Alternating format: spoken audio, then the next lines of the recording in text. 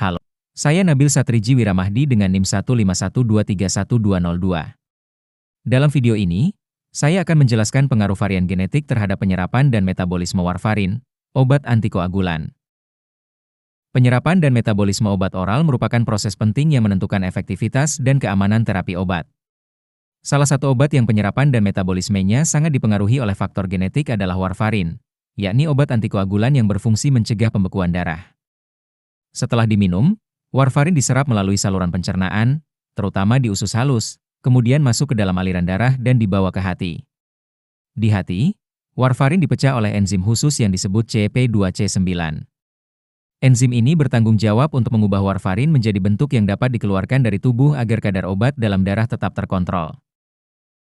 Namun, setiap individu memiliki varian genetik yang berbeda-beda pada gen CYP2C9.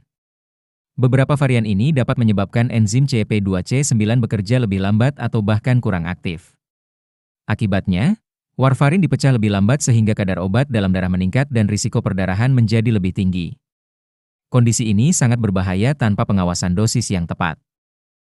Sebaliknya, varian genetik lain dapat menyebabkan enzim CYP2C9 bekerja lebih cepat dari normal. Dalam kasus ini, warfarin dipecah dengan cepat sehingga kadar obat di darah menurun dengan cepat pula. Hal ini menyebabkan obat menjadi kurang efektif dalam mencegah pembekuan darah, sehingga risiko terjadinya pembekuan tetap tinggi. Selain gen CYP2C9, gen FORK1 juga berperan dalam menentukan sensitivitas tubuh terhadap warfarin.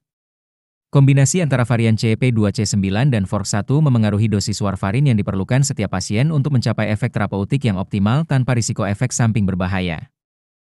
Oleh karena itu, pengujian genetik sebelum memulai terapi warfarin menjadi sangat penting. Dengan mengetahui varian genetik pasien, dokter dapat menyesuaikan dosis warfarin sehingga terapi menjadi lebih aman dan efektif.